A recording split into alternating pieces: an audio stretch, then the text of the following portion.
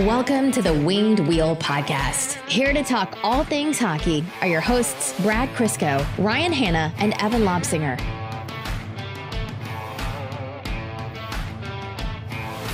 Evan, I get why you had to miss the episode, but you were dumb as hell for missing the quick hit we put out on Verona because it was the most Evan episode to ever episode. I didn't listen, so you may have to elaborate. The whole situation was we brought up every talking point and we were breaking down the contract and analysis and things like that. And all of it was legitimately the Futurama. I have no strong opinions one way or the other. If you're a fence sitter, which you are, you would have loved that episode. It's the only time you could have gotten away with it without Brad and I harping on you. Yeah, and I actually do feel that way about that contract. So it's perfect. I didn't even need to be here for you to convey my message. Yeah, you're omnipresent. Your message just lives on forever.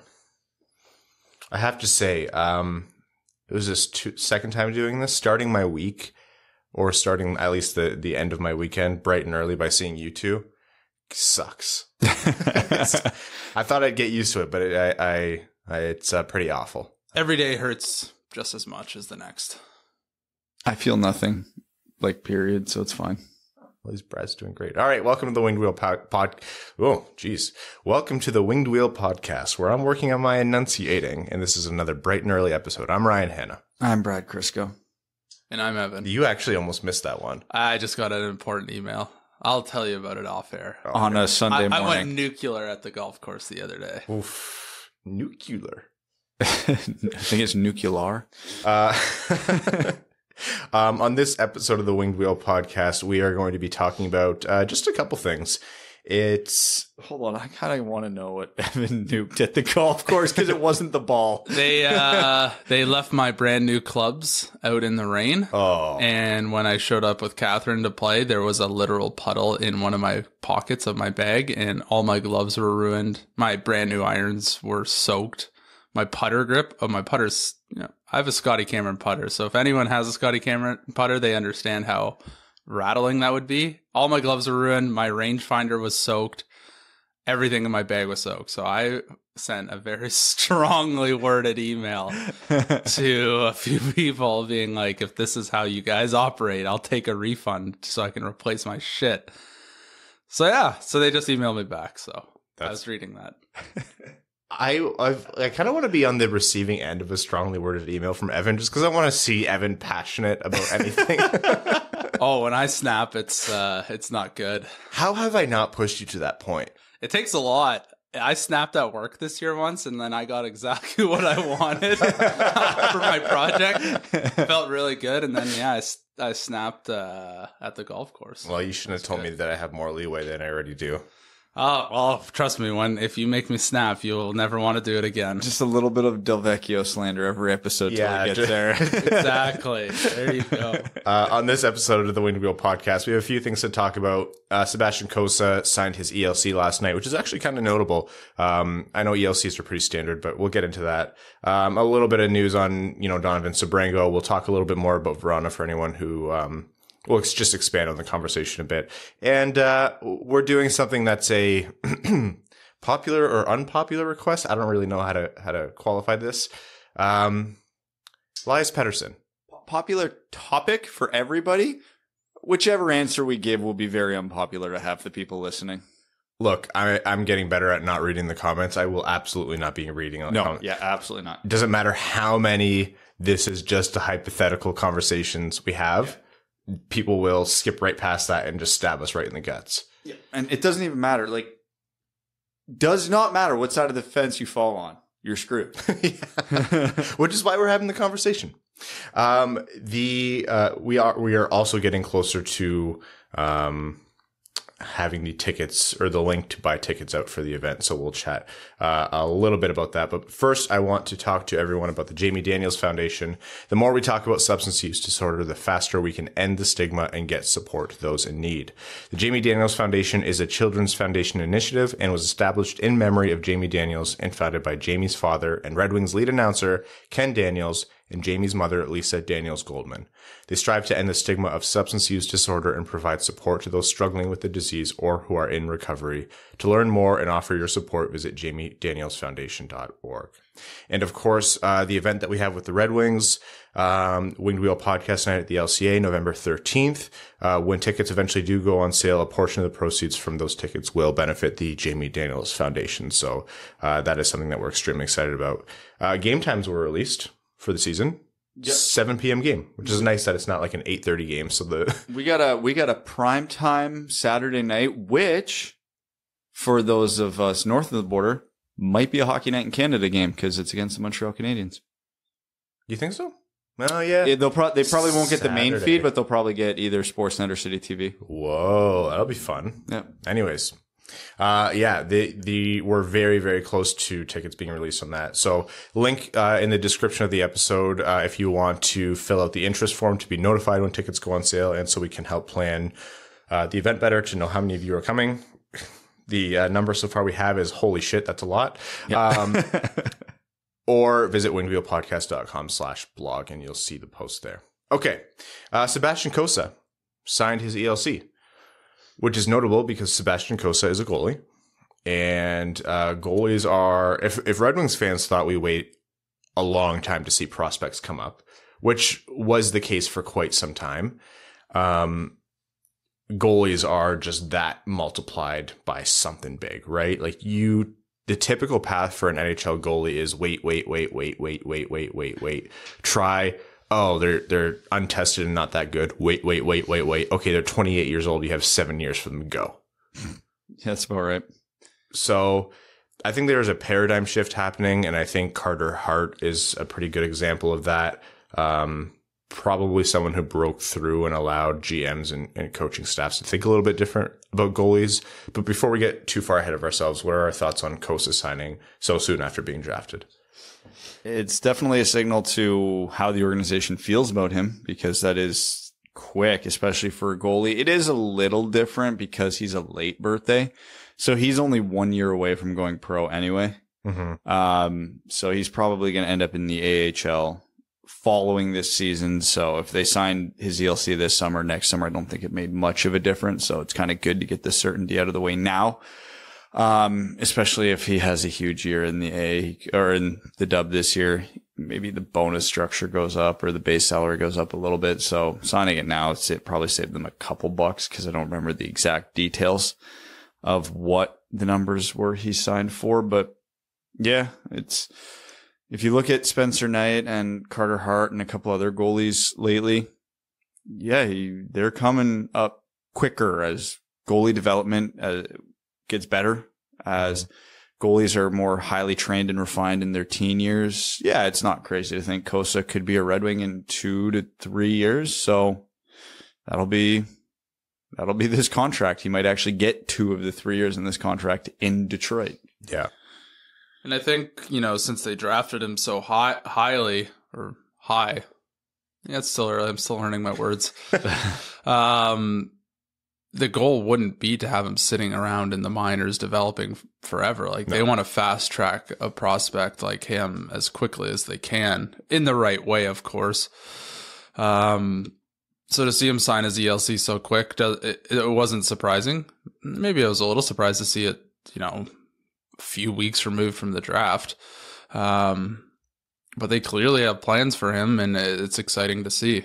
Yeah, the tentative details on the contract are $925 a year for all 3 years, but I don't think that's entirely confirmed. That's the ELC price, obviously. Imagine getting paid more than half of the Buffalo Sabres, full-time NHL players. With Cossa as the current AHL or CHL, NHL, whatever the name of the agreement is, CHL, AHL agreement, Cossa would not be eligible until the 2022-2023 season to play in the A, or the season prior's WHL season ending. I think he could technically be called up to the Griffins. It's that deal. I'm pretty sure it needs renegotiating, so those terms or conditions might change, and there's a heavy sentiment that might change. So don't lock that in or carve it in stone. But for now, he'll hit the 20 years old mark before the 4 years played in the juniors mark. if I'm remembering that correctly. So, yeah. And so from what I'm to understand he should only require one more year in the WHL, because I doubt they'll require him to go back as an overager anyway. And yeah, once their season wraps up this year, he could go to Grand Rapids. I don't know if they would want to do like an emergency AHL loan for that, because it seems like a poor decision to burn the first year of his ELC to play like 10 games in Grand Rapids or however much it is. So they got to walk that line carefully. Not that Edmonton's supposed to be good, so they'll probably go pretty deep. So even if he goes to Grand Rapids, it won't be that many games. But on the off chance, yeah, it's worth noting. The gist of it is we're looking at the 2022-2023 season, where Cossa is eligible to play in the A. As the agreement stands right now, subject to change, and we actually often advocate for that agreement to change, because then we run into situations like Michael Rasmussen, who just had the first years of his development were just static noise, essentially. Yeah. Well, they did have a temporary change this year because of the pandemic, where players from the OHL who played at least 25 games in the AHL last year are eligible to go back this year. So they don't have to return to junior, which normally which you wouldn't think would be relevant for the Red Wings, but it turns out it is. Yeah. Yeah. With Cossa, you brought up a good point, Spencer Knight, as well. I think that's really the big one that changed minds, seeing what he did, which also just makes the Bobrovsky thing that much more hilarious. But yeah, if we're looking at 2024 or 2025, a full-time Sebastian Cossa in the lineup, splitting the net with Nedeljkovic or whoever it might be, or at least he has the opportunity to play in and do that, that's massive. Like, and even before that, you can see Sebastian Cossa slotting in for some games each season, like up and down as he develops through the A. All this is there's a wild amount of variance and subject to change. As I think right now the plan is very obvious. It's Nedeljkovic for 3 years? Yeah, he's signed for 2. What who's right? Both of you gave me different answers, but I think regardless, I think 2-3 years, whatever. Yeah, he is signed for 2. My bad. So, that gives at least, a starting point to see where Cossa is. And it gives some time to see, okay, is Nedeljkovic a long-term solution in some capacity? So, if 2 years roll by, Kossa's a brick wall at every league he's played in, it's like, okay, it's time for him to start playing some regular minutes. If he's not quite ready, it's like, okay, we can re-sign Nedeljkovic for another, maybe lock him up a little bit longer. We can go a 1A, 1B type thing. And I think it's very obvious what they're doing in net right now, or want to do. Detroit's in a good spot in terms of... I think it's so funny because 2 months ago, if you would have told us, don't worry about goaltending, this is what's going to happen, we would have been like, that is the most ridiculous thing I know you could ever tell me. Yeah. They have a 25-year-old starting goalie now who's on the verge of possible NHL superstardom. Oh, and they got a goalie at 15th overall, too. Yeah. First of all, be like, 15th overall? What the hell are you talking about? And what happened? No, and there's going to be people who will very rightly say everything is hinging on 2 goalies, and there's not much else to say for it. And you're totally right. The Red Wings really cannot afford to miss on Cossa. You can tell right now Cossa is a priority, and they're devoting every resource available to making sure that doesn't happen. So I'm not too worried about that. I still think in future drafts they're going to have to take those, 3rd round and later maybe shots at bringing in depth goalies. Well, yeah, in goalies, there's always value to be had in the later rounds. So you can keep taking those swings, but you don't need both to pan out. That's the nice thing about the trade and drafting Cossa is Nedeljkovic is 25. So it's obviously better for the Red Wings if Cossa is the guy just because he's 6 years younger.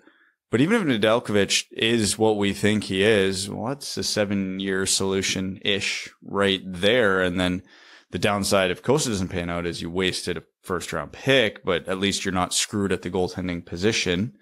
Because obviously the context of what happens now with a first-round pick in net changes a ton because of Nedeljkovic.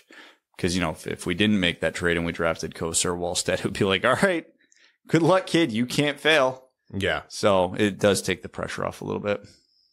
Yeah, it's a good spot. You're right, Evan. This would have been hilarious to think about. Of all the things that could have been fixed in this draft, I would have said goalie was probably the lowest on the list.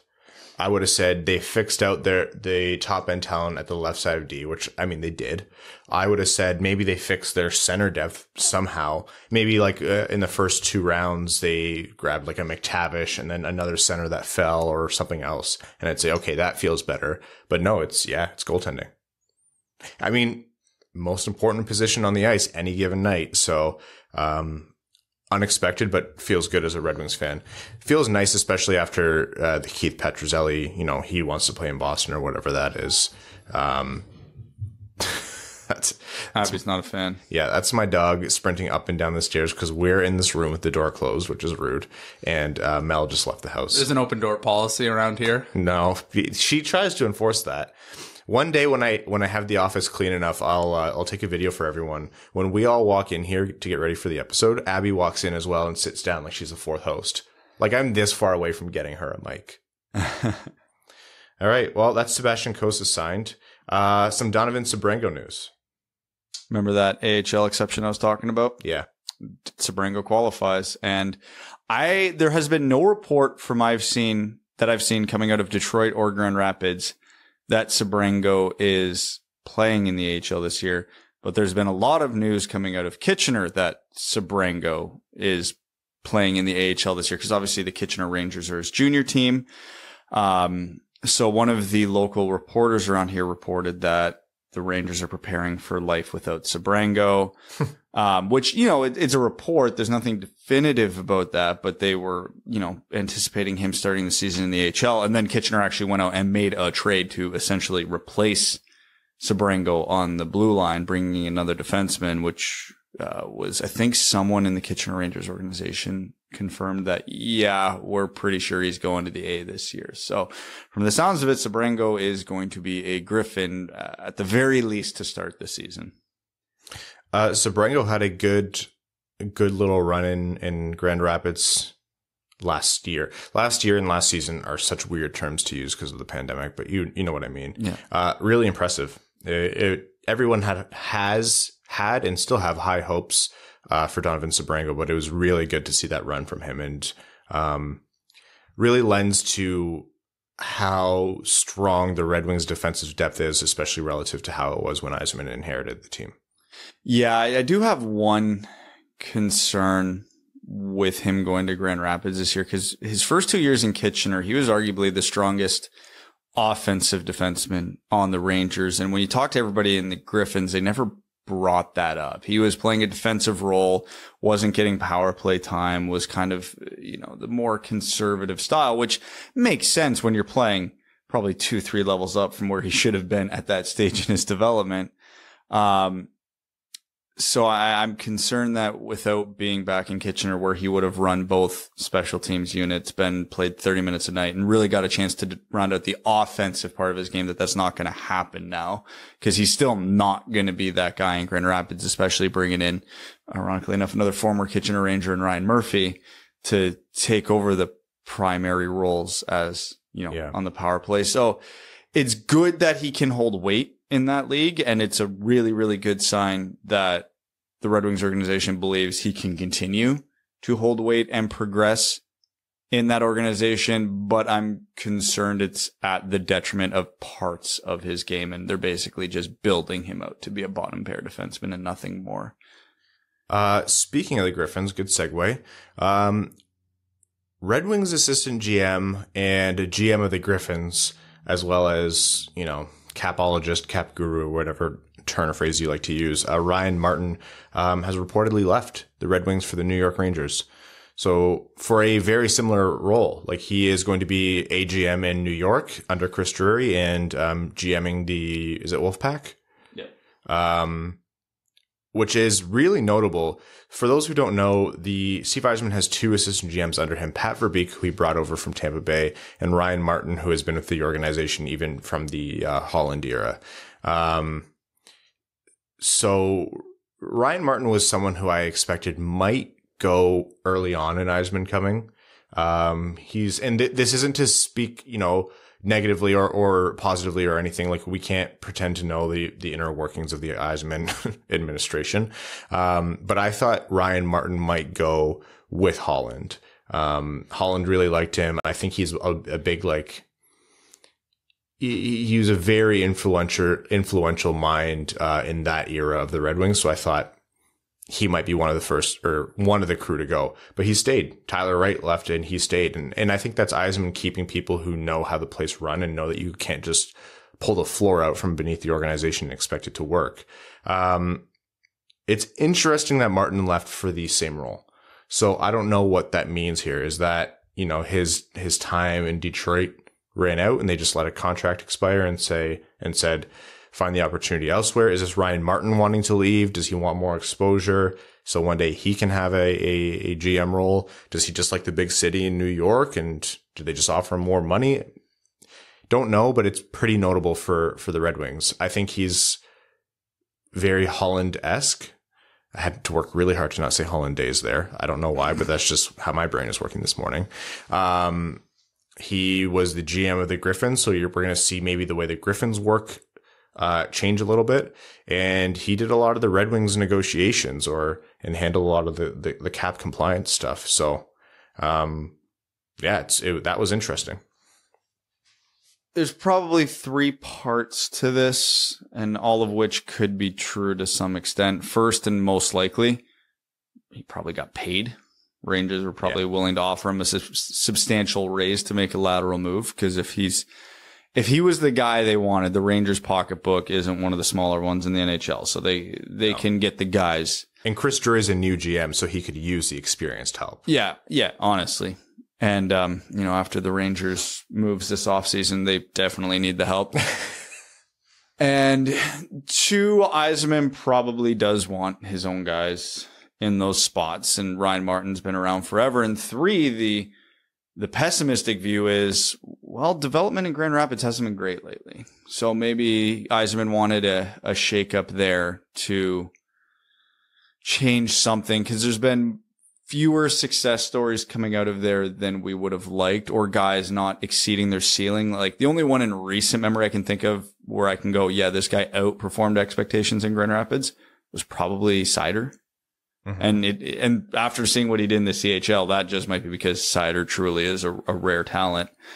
SHL, sorry. Oh, SHL. I was like, who did Seider play for that I missed? I think he was drafted by Owen Sound. But anyways, so there could be an element to that too, where they kind of want to change the development philosophy in Detroit, because again, they were notoriously the slow roll, let over ripen the prospects, yada, yada, yada, where that's not really too much of a thing in the NHL anymore outside of the old school GMs. So, Cossa's ELC might actually be a hint towards that as well.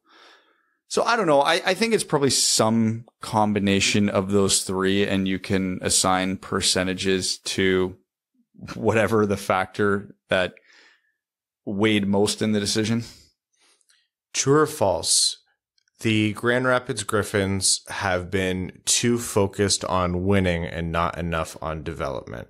That is I will say that is a completely unfair question, and I'm pigeonholing you guys into unfair answers here, but it stands. I'm going to say false, because the guys that you would want playing down there generally do play. Okay. I think it's more in terms of what are they coaching them up to do. And honestly, like I said, Sabrango maybe being the most pretty recent example of that unfair situation, mind you. But yeah, you would have expected guys like Hirose and Veleno to be maybe a little further ahead, or maybe the warts in their game have been a little more refined, but and it doesn't seem to be happening too often. The best example might honestly be Cholowski. He got sent down there to fix his game, and it almost seemed to get worse when he went to the AHL. So you do have to look at factors like that. Listen, I won't speak about Grand Rapids until we're allowed to go, because I was a dollar beer and hot dog night and margarita night was stolen from me. So I refuse to comment on this topic. As I listened to you sniff, I actually remembered something. You know what a discovery I made last night? That I have the worst seasonal allergies of all time. Trust me, we're all painfully aware of that. and I can no longer make fun of you because I believe myself to have adult onset allergies, which is a very common thing. I never had allergies as a kid. Yeah. I made fun of you constantly. I always tortured you while you were already being tortured by the air. And realized yesterday that the brain fog and the difficulty of taking deep breaths was because that always happened right after I went out and mowed the lawn. Because we have like record amount of like growth and pollen and every kind of allergen in the world right now. And yeah, so that's something that I have. So when does that end? It doesn't. Yeah. It does when you go to your doctor and get the right prescription. Yeah. Because I've had allergies for 10 years now and you'd never know it. See, Brad doesn't sniff on the podcast, Evan. Go to your doctor. What the frick, man? Yeah, I've got a pill I take before I go to bed every night and I never notice my allergies. And if I miss one night, like all bets are off. It's hell. I think I've seen you once when you missed one night. It was bad. It's rare. It does get bad, so I never forget. All right. Well, Evan, we'll work on that together. That'll be how our friendship really forms. That'll be some good content. Going to the doctors to get the allergy test. The winged wheel vlog. Yeah, I don't want to hear the phrase HIPAA violation ever again in my life. So no. Okay. Yeah, we'll see what happens with the vacant spot. A lot of people have mentioned, oh, will Chris Draper take over? You have to understand, Chris Draper already has a de facto assistant GM role as director of amateur development / like it's not a straight hierarchy up to the GM. There's Steve Yzerman, and then beneath him, there's different people who report right into him. So it might just be Verbeek as AGM. He might bring in someone else. You'll remember Draper was special assistant to the GM. We might see other opportunities like that. Sergei Fedorov come on over, that kind of thing. We'll see. Okay. Do we want to do it? Sure. I'm ready to get yelled at today. Just kidding. I'm not going to read any of the comments. Elias Petterson has been, I don't want to say disgruntled openly recently, but has commented recently in ways which were a bit coded about Vancouver's long-term viability, which I think is an excellent read on Vancouver's long-term viability as a successful team, because Jim Benning is building this team for Jim Benning's job, which is very much in the short-term consideration. All this to say, Petterson wants to sign with a team who he thinks he's going to win with for a long time. Petterson also deserves a lot of money because he is a budding, if not already, superstar in the NHL. The Vancouver Canucks have, I believe, counting Ferland's LTIR, about $16.5 million of cap space on their projected roster to sign both Hughes and Petterson for next season. This is a tricky situation for Jim Benning and the Vancouver Canucks. It's a tricky situation for Petterson, and it's one that is ripe to ask, is this finally when we see that massive offer sheet? And hypothetical, folks. This is purely a hypothetical for the sake of the exercise. The fact that we're having this conversation means Pettersson's going to sign tomorrow or today when we post this episode. But just for the sake of the discussion, should the Red Wings offer sheet Petterson? Short answer, no. But this is a closer decision in my head than I thought it would have been. And I'll kind of talk about Pettersson first before I make my ultimate point at the end. So Pettersson hasn't put up the counting stats yet of a guy you would want to with his skill set. He's still young, he's still hyper skilled, and he's been battling injuries, and he hasn't had the greatest supporting cast. But also, to be fair, he likely won't have that in Detroit for a couple of years either. What you would have to offer him to get him would be an insanely high AAV that would cost you 4 first-round picks. So my first question is, if you're going to do this, you have to be confident. And I'm not talking, I think. No, you have to be confident the Red Wings are good with him this year. Like, we're talking playoff contending. I don't expect Pettersson to take the Red Wings from where they are now to a cup contender. I understand that's still going to be a process. But even on the off chance, a 10% chance you lose Shane Wright, you give up the pick that turns into Shane Wright to get Elias Pettersson, you've lost the deal horribly to begin with. relatively low odds, and that's kind of why I bring up you have to be confident where the team's going to be. Because if the Red Wings are a lottery team, you don't even think about this. Because you could get a guy who could be better or as good or close to as good as Pettersson just in this draft. It's a deep center draft. Beyond that, I think the current trajectory of the Red Wings I'm not worried about the 2 first-round picks in the 3rd and 4th year. I think even without Pettersson, those aren't going to be super consequential. But the next 2 drafts, you still have to factor that in. Because you could get elite talent with your next 2 first-round picks. And that doesn't count in the fact that you're paying, $11, $12 million to Pettersson? All right, so what this would ultimately end up being would be you would trade 4 first-round picks and a high AAV for Elias Pettersson. Now, if you can tell me with any confidence that none of those picks are going to be top 10 picks, then you do this 100 out of 100 times and you don't think twice. Even if that AAV has to be $12 million, it is incredibly hard to find talent like Elias Pettersson. The only downside here is truly the risk of 2 downsides: Pettersson's injury history, and you give up the pick that turns into Shane Wright, Michkov, Bedard. The guys who would solve one of the Red Wings' major problems without, 12 million AAV and a lot younger. But the main reason as of right now, and there's still time for this to change, that I wouldn't, beyond the risk, because it's hard to find elite talent. And if you have to give up like the 5th overall pick to do it, it's fine. I absolutely hear that argument, and I would prefer a Pettersson over that. If you're willing to take the 3 years in age difference, just throw the world at Alex Barkov and keep your 4 first-round picks. That's my ultimate gamble right now, because, hey, you still have to convince Pettersson to sign with you. You still have to convince Barkov to sign with you. So there's no guarantees on either front, but Barkov doesn't cost you 4 first-round picks. Okay, so I'm gonna tackle a few points here. First off, for the sake of information, the offer sheet compensation is 4 first-round picks for an AAV of 10.276830 specifically, and that is either whatever.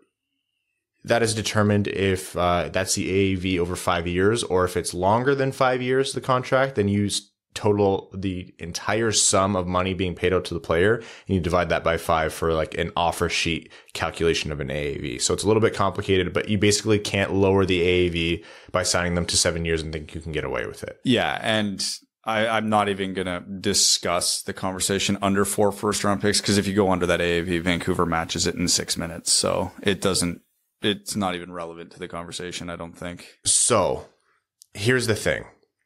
I think Detroit is already a team who's not going to be in the hunt for the top, or for the best lottery odds.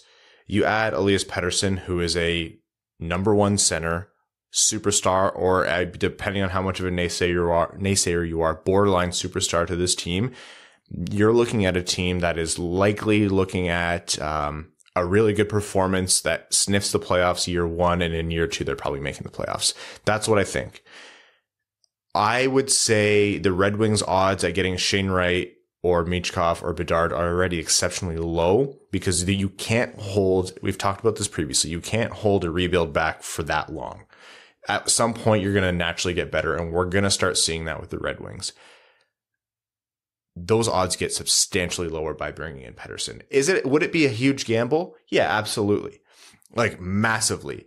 But isn't that kind of the big brass ones, like steel spine move that would change things? Because if you can't get any luck, which the Red Wings can't, they couldn't get any lottery luck on any of the years when by all rights it should have been theirs. And now their odds are decreasing, and we want to kind of like sit on our hands because we're worried about not getting those guys.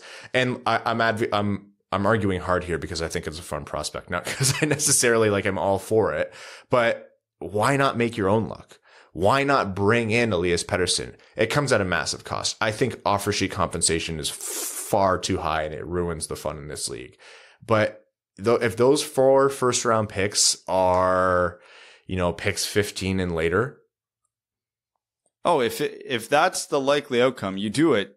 and you don't think twice about it. That shouldn't even be a debate in your head if it is. But is that not the likely outcome, though? Do you not believe that the Red Wings are pick 15 and later with Petterson? Absolutely not. They're re-entering a division with Florida, Tampa, Toronto, Boston. They are going to be a lottery team this year. Now, whether that's with the second best odds or the fifth best odds, I don't know. I do think the Red Wings are a better team, and I've talked about this before, but they were also in a horrible division last year. They don't have that luxury this year. So I'm still betting they improve as a team, but decrease in the standings. The best argument that you made to me was the Barkov one. Yeah. And I think that's made moot by the fact that Florida is probably the most attractive destination in the NHL right now. Yeah. And he's re-signing there for sure. Yeah, I don't, until he puts pen to paper, you got to keep it in the back of your mind as an option. Yeah.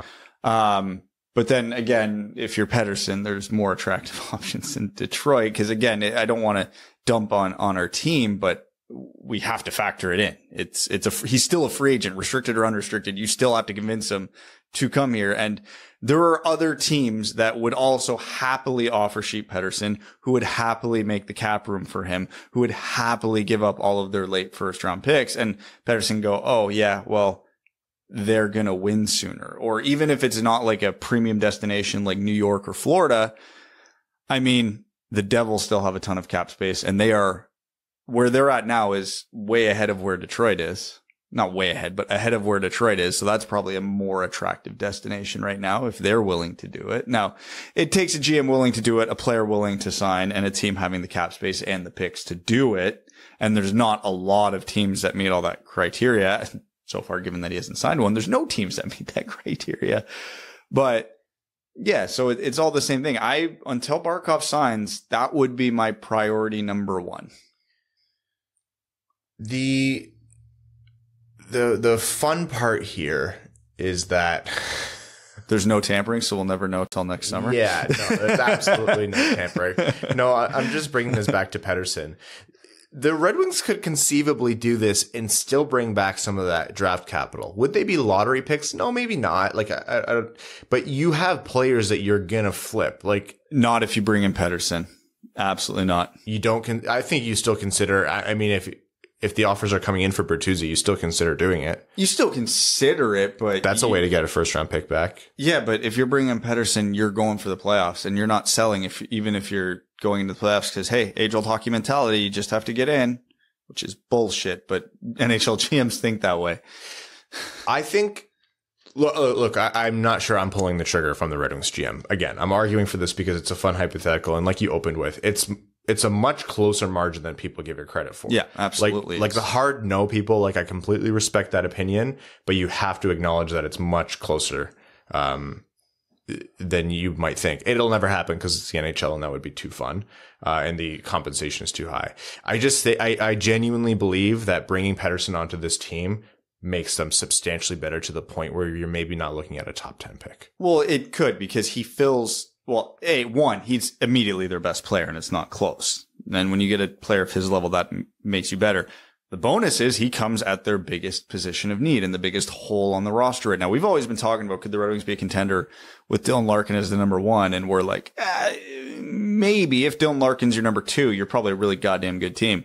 Well, Larkin is very obviously the number two on this team if Petterson comes in. So that gives you a really good two-headed monster up the lineup. The wingers are probably still a little too young to make too much of an impact. The defense is improved, but still probably not an elite defense. And Nedeljkovic, we think, is going to be great, but that's far from a guarantee still. So there's a lot of variables with this team. Petterson does make them a lot better, but it circles back to how many games are they winning against Tampa, Florida, Toronto, Boston this year? And the reality is, even with Petterson, probably not many more than they otherwise would have. Are they going to beat up on Ottawa, Buffalo, probably even Montreal? Yeah, good chance. Is that enough to vault them into a playoff spot? I would bet no. But again, then you're arguing lottery odds, which I don't want to do, because if they don't get right out of this draft, I would rather have Petterson. I don't care how good the top 10 of this draft is. Most of them, if not all of them outside of right, aren't going to be as good as Elias Petterson. But if they are 4th, 5th, 6th worst in the team, one, Shane Wright's not a lot younger, but he's much younger, and he's going to be better. So it's as much as I hate living on the gamble, and it's a stupid idea to live on the gamble, you factor that in plus 3 more first round picks, and it's enough to give pause. You know what it is that pushes me to the side of I think right now I'm still not pulling the trigger is the quantity of first round picks. Yeah. It's the risk for Wright and Bedard and Michkov. Like, yeah, it's there, but I can't live my life that way. You know, like you got to accept some risk. So if your conviction is for Pettersson, then I think if that's it, then you go for it. It's the 4 first round picks. Because 4 picks at pick 15 are still 4 very good players if you draft well. And for the Red Wings, you want sustainable success. You're right, Brad. If they were further along and they didn't need so many more pieces, or, you know, the makeup of this team is going to be a lot different than what it is right now. They're starting the roster in October. If we were 2 or 3 years further along in the Red Wings rebuild, then I'm much closer, if not definitely saying yes to this. But 4 first round picks to me is just they do need to lower compensation. The offer sheet structure right now is created to protect GMs and basically take away agency from RFAs. And that'll be something that will be a sticking point in every CBA, because that's an easy thing for the NHLPA to give up, because it doesn't hurt your veterans, who are basically what the NHLPA's priority is. And it makes GMs happy because you no longer have to pay such a premium for superstars. I'm almost not even worried about the quantity. It's more the potential quality for me, because the Red Wings farm system's pretty loaded right now, and the only weakness is at center. Like literally the only weakness: left wing, right defense, left defense, goaltending. We're happy in all those spots. It's just center, and Pettersson solves that problem. It's you better be really goddamn sure you're not drafting a player of Pettersson's quality with your next 2 picks, which very well might happen. It's a real long odds, and I wouldn't make my decision based on this, but it's not inconceivable to think of the Red Wings' next 2 first round picks, if everything goes right, are like Wright and Bedard. All right. So not likely, but could you imagine? You never live that trade down. No. Well, unfortunately, all this time waiting for the Pettersson conversation, we do have to cut it short. So maybe we'll revisit it depending on how the summer goes, because we had breaking news not too long ago. Yeah, right in the middle of a podcast for once. I never would have thought we'd ever get breaking news relevant to the Red Wings in the middle of a podcast, let alone at 8:30 in the morning on a Sunday. Adam Erne has settled with the Red Wings, avoiding arbitration and signing a 2-year deal at $2.1 million per year. So arbitration doesn't go through. Erne, age 26, signs for a couple more seasons, and the AAV is $2.1 million. Fantastic. If he gets close to the pace he had last year, that's a fantastic contract. That's a lot of value for everything he brings as a 200-foot player with the flair of offense he showed last year. And he'll probably be playing with better players this year because Helm and Glendening are gone. So he's a guy that could really absolutely pump up his trade value and be somebody's Barclay Goodrow or Blake Coleman this year. He's not that good, but teams might think that. Mm-hmm. And if it doesn't go that well, it's 2 years, $2.1 million. That's perfectly reasonable for a bottom 6 usable forward. Yeah, the money to me is probably a little bit higher than what I would have given or would have expected, but at the same time, it's within that range of, who cares? If you think it's high, count this towards the Red Wings' infinite cap space, and the fact that it's a short-term commitment means in the end it doesn't matter. But when I say like high, you're talking about a couple $100,000 here. Like it's a reasonable price. No long-term commitment. You get the option to see what Adam Erne you're getting, and if it's the one that doesn't turn out like previous years, like Brad mentioned, it is what it is. And if he turns out to be fantastic, great. You have a solid, good value contributing depth forward who's also really good trade bait. Yes, I totally agree. So that is Erne and Vrana settled. That's Detroit's 2 arbitration cases. We talked before about arbitration being a concern. You let too many players go to arbitration, then it might kind of soil the negotiation process with RFAs. And here's both of them avoided. So the Red Wings have no Bertuzzi from last time was the only arbitration award that Yzerman has had with the Red Wings so far. Right? There's no other ones. Yeah, that's the only one. And still to be signed, obviously, Philip Hronek. But yeah, I think, you know what? If Adam Erne produces like he did last year, I think he'll be a hot candidate for the trade market. People a year and a half. That. Detroit could retain half, barely affects their cap situation. But, if Adam Erne's a 15-ish to 20 goal scorer this year and a team can get him for 1.05, that'd be supremely attractive. He would arguably probably get the best return on the team of all potential trade candidates at the deadline. And that's wild to say unless Nick Leddy has a huge season. So hypothesizing about trades is fun, but I personally just want to keep tweeting out in all caps the Adam Erne experience continues, because that was such a hysterical run last year of points and goals. There's nothing that says you can't do that when he's on a playoff run with the Islanders. I think it's just really, yeah, you're right. But he plays on a line with like Barzal and just crushes it. And we're sitting there with first round pick, happy as can be. Well, there's our Petterson replacement value right there. For everyone who is going to be angrily messaging about, one point or another that we missed about the Petterson conversation, you're right. Let us know what that is. Any mean words, make sure to tag Brad. But if it's neutral or just constructive criticism, make sure to tag myself and Evan.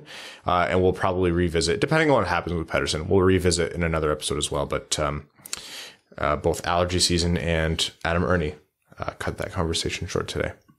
All right, let's jump into overtime.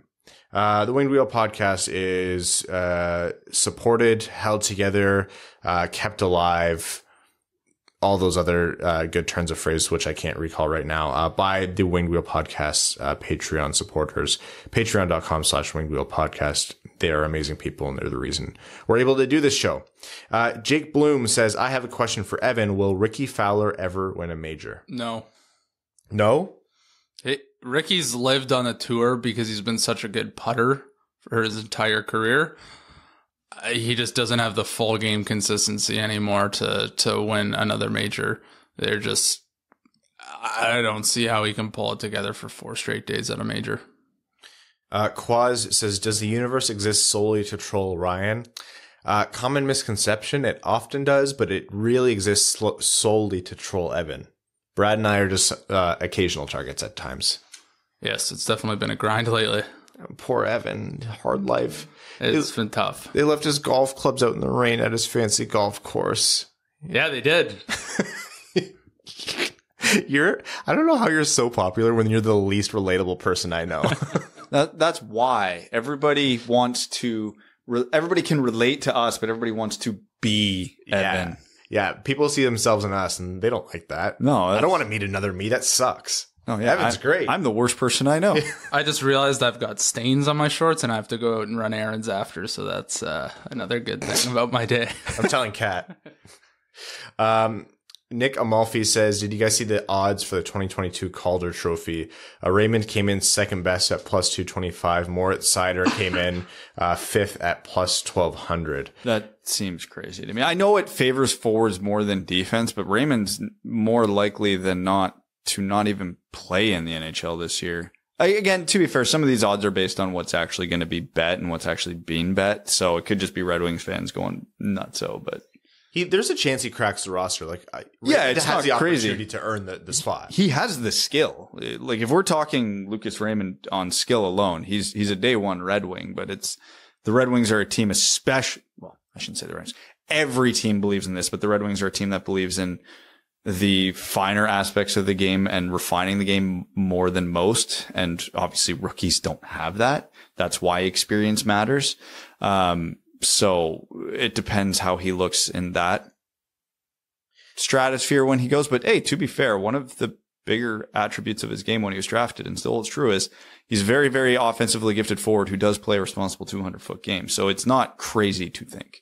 And then Moritz Seider at 1200. What's the money like there? You know what? Seider has a much better chance in my mind just in terms of actually playing the games, but the Calder Trophy is just so much harder to win as a defenseman. And yeah, even if everything goes exactly right for Mo this year, I don't see big offensive counting totals. If he plays 82 games, like, what's a good point total from 25, 30? Like, that's on the higher end, I would think. That would get him consideration. Don't get me wrong. That probably even makes him a finalist with how strong his defensive game is.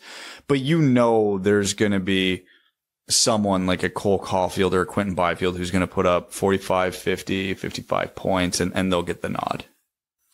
Ruthless and Toothless says, if the Red Wings have a legit shot at getting Petterson, then we throw everything at him and even the kitchen sink. He's the only player I've seen remotely to emulate Datsuk's skill set. We go hard and we go often after him. Yeah, if the Red Wings are going to be good, like we said, you should. But you got to be really damn confident in that. Pissing and moaning, Brad Crisco says, hey, it's been a while. Hope you've been well, and I missed making you guys say weird stuff. I'm new here, says no question, just a thank you for this podcast and looking forward to meeting some of this awesome group on November 13th. Revan Lobsaber says, can Yzerman help with my power outage? Yeah, I hope everyone who's dealing with that crap is doing okay. Yzerman can do a lot, but I'm not sure he controls the power. Jake Kiefer also asks about Raymond having the second highest Calder trophy odds.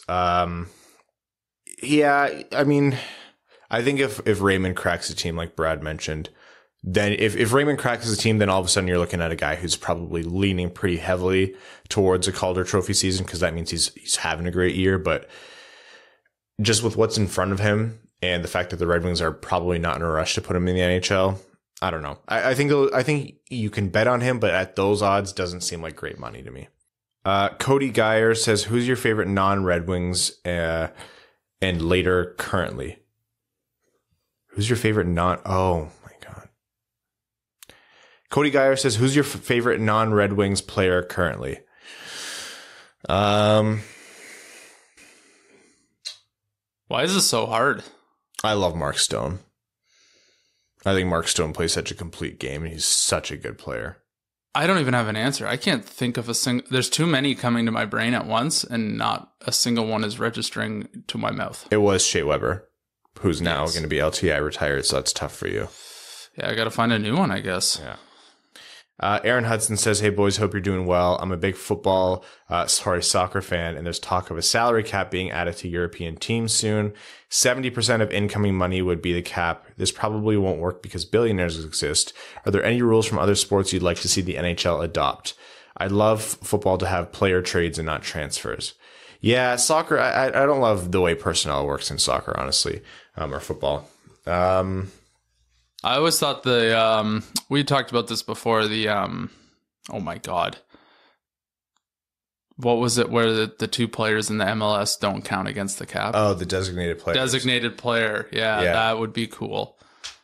Yeah, I'm not a fan of the soft cap, but measures like that I think are a good way to are a little bit of a good compromise. I wouldn't hate designated players.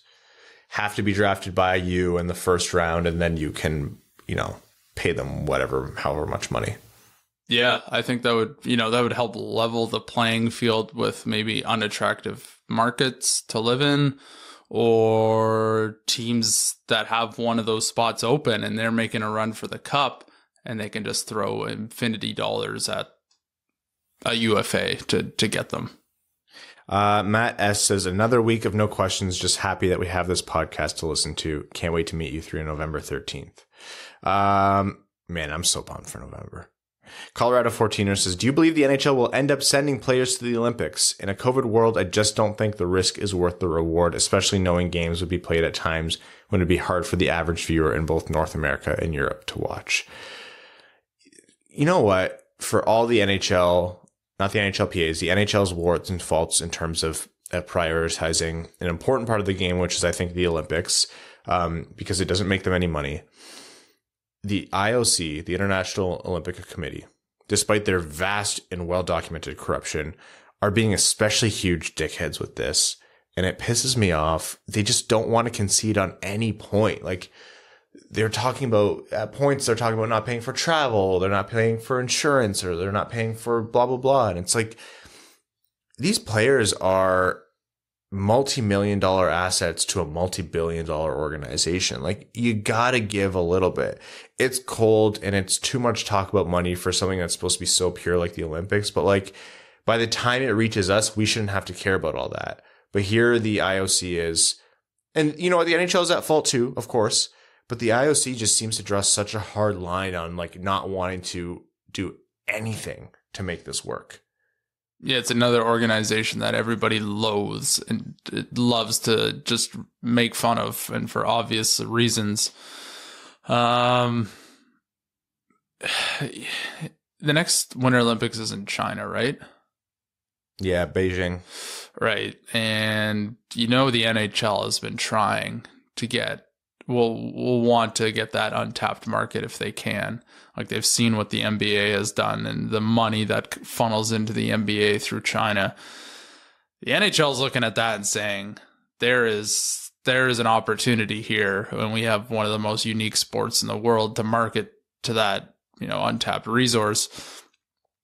I think if the NHL can get it done, they absolutely will.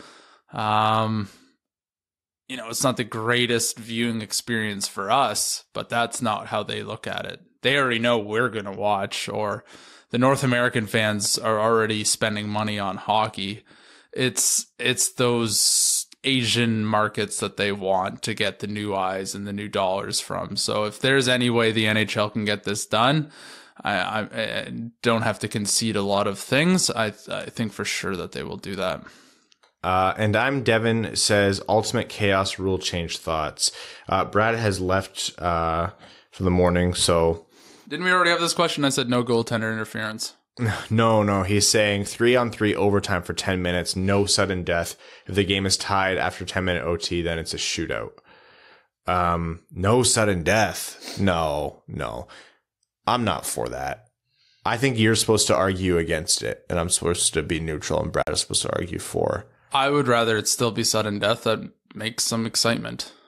I'm down for 10 minutes, so you get rid of the shootout completely. But yeah, I want sudden death. I know this would ruin hockey statistics and records, but having 3 points for a regulation win, 2 points for an overtime win would be significantly better, because you see so many teams just sort of park the bus to just play for overtime and play for a shootout. It would be nice to change that, but I can totally understand why that would not be some people wouldn't like that. I want them to do it, and I get the argument that by not doing it to keep the standings closer. I just don't know if it's worth it. Like, if you're so concerned about the playoff race, I'd rather have the trade-off of having a playoff tournament for the wild card spots, where 4 or 6 teams play for the last 2 spots, an extra like 4 games at the end of the year. I don't know what it would have to be. But you have the 3-2-1 system. I think that is so much better. Yeah. Actually, that might be the best idea I've had. Thick Moon says, I was pretty drunk listening to the pod last week and got sentimental for the years I've spent listening. So I finally decided to give a little back. New patron. So thank you, Thick Moon, for your years of support and becoming part of the Dub Dub family on Patreon. I thought of a great question the night I subscribed, but completely forgot it. So just take my $1 and my thanks. By the way, I miss OSBP the most. Phil Gastineau says, hey, I don't know how much longer I can take the Wings being at the bottom of the league, and I think the players on the team probably feel the same. If we win the lottery this upcoming year, should we go all in with free agency and push for the playoffs? All in as in, like, you know, dole out a mega contract arbitrarily? No. All in as in you take every opportunity to now make your team better? Yeah, I think so.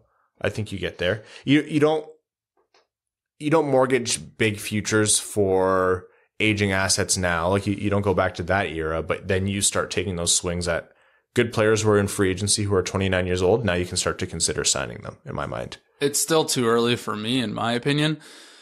You got to look at what's happening around you. Tampa is still a wagon. Florida is only getting much stronger, and they are very much further ahead than Detroit.